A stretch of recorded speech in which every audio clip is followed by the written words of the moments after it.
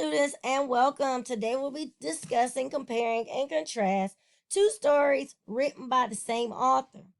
Compare and contrast stories. I can compare and contrast the character settings and plots of two stories written by the same author. Do you have a favorite author?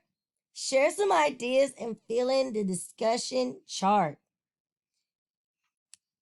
Favorite author and why. So you guys can grab out a sheet of paper and you can write down your favorite author and then you can write why. Mysteries are my favorite. You might like Mary Pope Osborne. Comparing and contrasting is an important reading skill. When you find a favorite author, it's fun to compare and contrast books. The characters might be the same in a different setting. You may find you liked one book more than in another. I really enjoyed the Little House books. Laura's adventures in the big woods remind me of where I live. Meet Beverly Clary. Beverly Clary was born in Oregon on April the 12th, 1914. In 2020, she celebrated her 104th birthday. She is an American author, best known for her novels about the lives of children. As a children's librarian, she realized that young readers wanted books with characters that were like themselves. This led her to write her first book, Henry Huggins. The genre of her writing is realistic fiction. Beverly Clary's characters.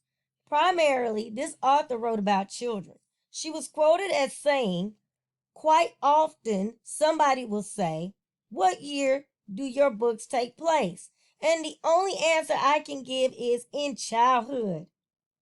Here are some topics she wove in her stories. What have been your experiences with them? Having a pesky sister or brother? Being unhappy with your looks? Moving to a new town? The first day of school? Learning something new? Losing your first tooth? Ramona the Pest. Perhaps her most well-known character was Ramona Quimby. She was first introduced in Henry Huggins. We get to know her better as a kindergarten student in Ramona the Pest. There were two kinds of children who went to kindergarten: those who lined up beside the door before school, as they were supposed to, and those who ran around the playground and scrambled to get in line when they saw Miss Benny approaching. Ramona ran around the playground.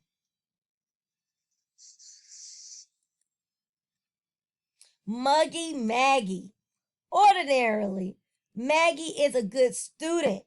Even being called gifted and talented, she becomes stubborn and indignant when learning cursive writing in third grade. "I'm sure you'll enjoy cursive once you start," said Miss Schultz. "I will not enjoy it," thought Maggie, and she said, "All those loops and squigglies, I don't think I'll do it." "Of course you will," said her father. "That's why you go to school." This made Maggie even more contrary. "I'm not going to write cursive and nobody can make me. So there."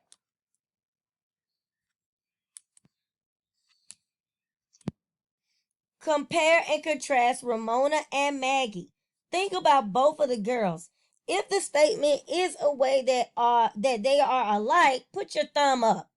If it's a way they are different, put your thumb down.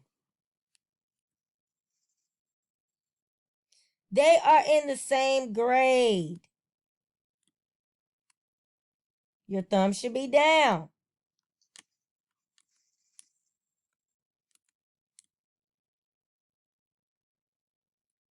Both can be stubborn. Your thumb should be up.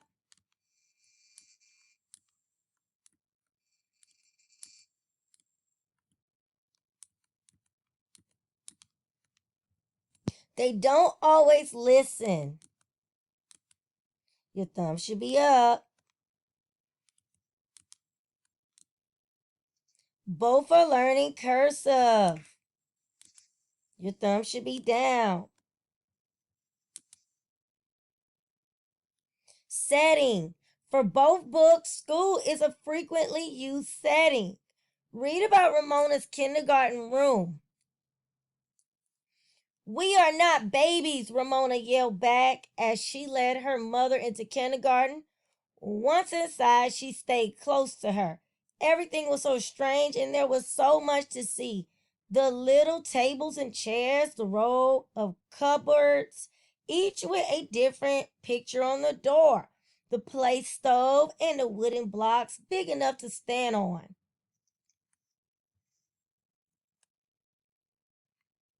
Now read about Maggie's room in the third grade. The next day, after the third grade monitors had led the flag salute, changed the date on the calendar, fed the hamster, and done all of the housekeeping chores that third grade monitors do in the morning, Miss Leeper faced her class and said, "Today is going to be a happy day. Today we are going to take a big step in growing up. We are going to learn cursive handwriting."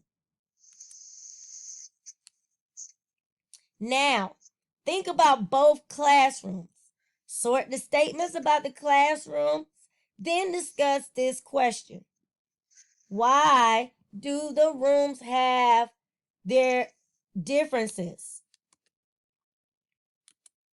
The students are different ages and they are learning different things. So in kindergarten, the tables are small. There are toys to play with. There are giant blocks. In third grade, chores are the morning routine. They are learning cursive and they have a class monitor. Plot. The plot of a story often has a problem that needs to be solved. Ramona is having trouble fitting in on the first day of school. Susan clutched her curls with one hand and pointed at Ramona with the other. "That girl pulled my hair. Ow, ow, ow." Ramona felt that Susan did not have to be so touchy. She had not meant to hurt her. She only wanted to touch that beautiful, springy hair that was so different from her straight brown hair. The consequence for this is sitting on a bench and missing a game. Maggie is also facing a problem. Maggie is finding it difficult to learn cursive. In this excerpt, she is making the problem worse by writing with her left hand when she is right-handed. Miss Leeper removed the pencil from Maggie's left hand and placed it in her right. "And where are the loops on your G's that we talked about? Your L and T are leaning over backward." "Take your paper home and do it over," said Miss Leeper, "and we must close our A. Your name is not Muggy." Check the Venn diagram. Cross out what is false when checked. Ramona is here and Maggie is here. Ramona is being stubborn about cursive. No. She has straight brown hair. Yes. Susan is her new best friend. No. Maggie, jealous of Susan's curls. No. Needs to take work home to redo. Yes. Maggie is right-handed. Yes. Facing problems at school. Both of them are facing problems at school. Relating to your own experiences. Have you ever had friend problems or trouble learning something new, write a note to the girls with some advice about how you handled those problems.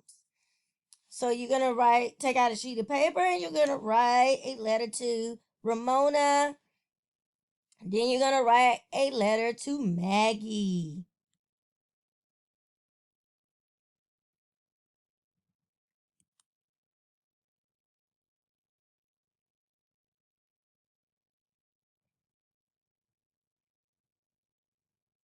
When you tell how two things are alike, you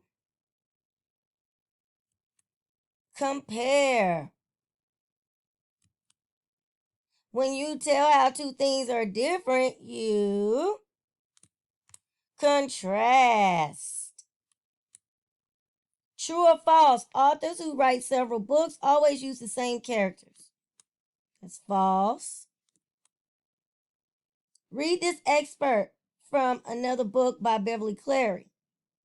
Dear Mr. Henshaw, and answer questions 4 through 8. What is the setting of this passage? All morning, I try to keep track of who leaves his seat to go behind the partition where we keep our lunches, and I watch to see who leaves the room last at recess. I haven't caught anybody chewing, but Miss Martinet is always telling me to face the front of the classroom. Anyway, the classroom door is usually open.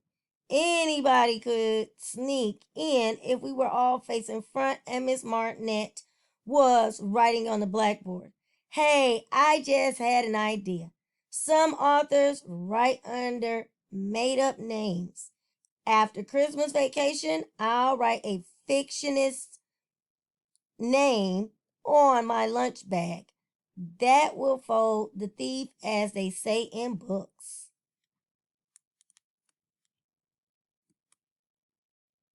So, what is the setting of this passage? It's the classroom. How are Maggie and Lee alike?